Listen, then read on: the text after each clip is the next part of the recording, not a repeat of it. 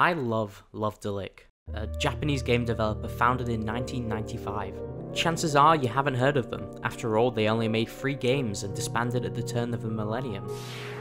Thus, I imagine it probably seems strange that I can claim to love a developer that appeared and vanished before I even turned 1. Thankfully, it isn't too difficult to explain. The individual people who made up Love-de-Lic pretty much all went on to create other games with different studios, most featuring the unique charm prevalent in their original titles. Chibi Robo, Plug Into Adventure, Freshly Picked, Tingle's Rosy Rupee Land, Tulip, Little King's Story, Rule of Rose, even Paper Mario The Origami King. I consider all of these games Love-de-Lics, a term I coined because I liked how it sounded. In one way or another, Love-de-Lic staff have significantly impacted the directions these games took. I'm completely enraptured, though, by the studio that hasn't existed for 22 years. I've spent countless hours researching their games and the individuals behind them. I've got a spreadsheet of every game I consider a Love-de-Lic, as well as justifications for some fringe games which I wouldn't consider to be a part of this collective. I even made an account on the Giant Bomb forums just to chase someone up on why certain games have made it onto their list, but not others. To figure out my infatuation, I'm going to take you back to the game that started it all. A game so quintessentially Love-de-Lic that I couldn't possibly offer up a better explanation myself. Let me tell you about Moon, Remix RPG Adventure.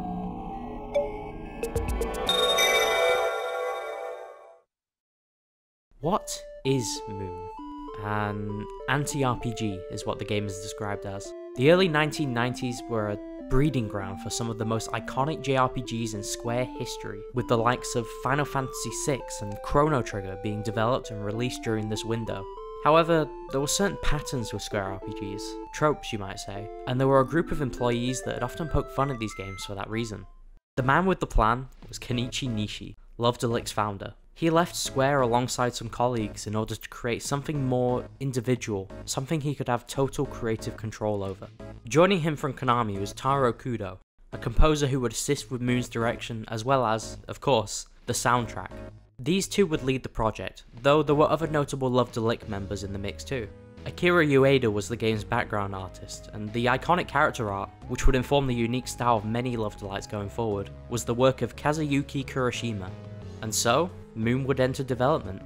Moon's development was anything but orthodox, which would ultimately have a huge impact on the kind of game that was delivered, though it also led to a game completely devoid of direction.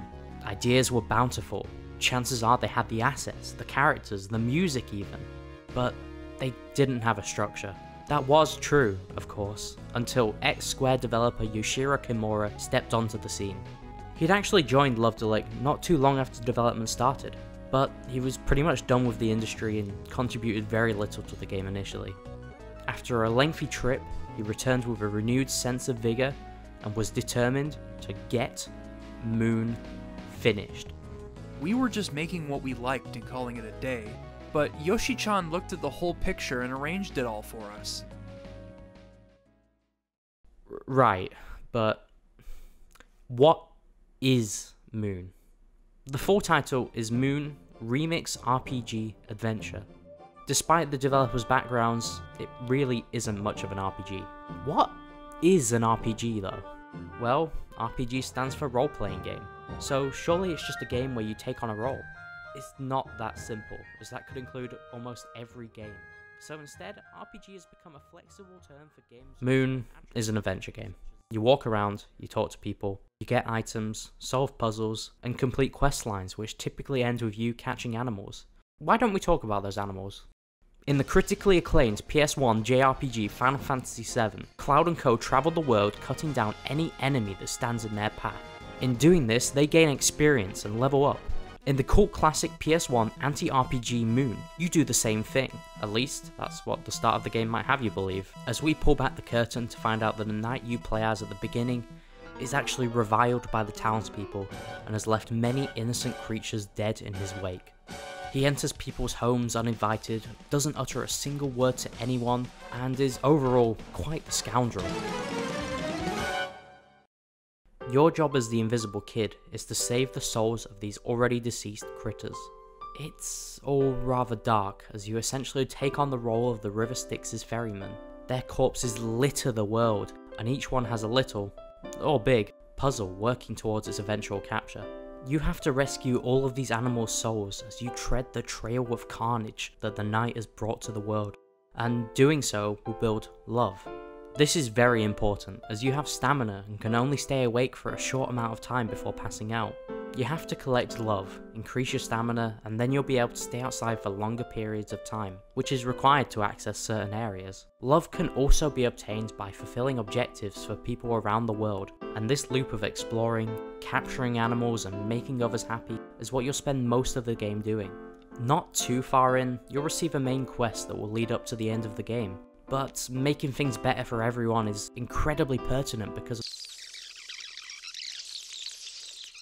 employs a diegetic soundtrack, in that the music you hear is the music that the characters also hear. Your grandmother's house has a record player featuring the beautiful Claire de Lune.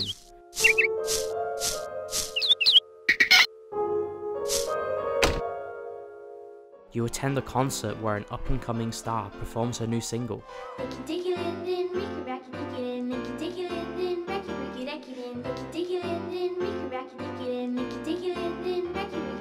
Most prominently, you can purchase music discs which can be queued up into playlists that will break up the otherwise very quiet world of Moon.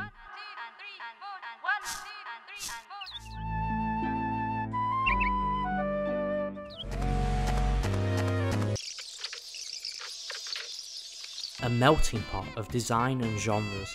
The music and especially art is all over the place, with beautiful painted landscapes, often totally abstract character designs of wildly varying styles, as well as the animals, all created from clay in person, then photographed and transplanted into the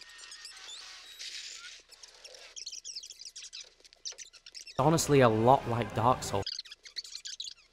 Nintendo Switch drastically improved this aspect of the game.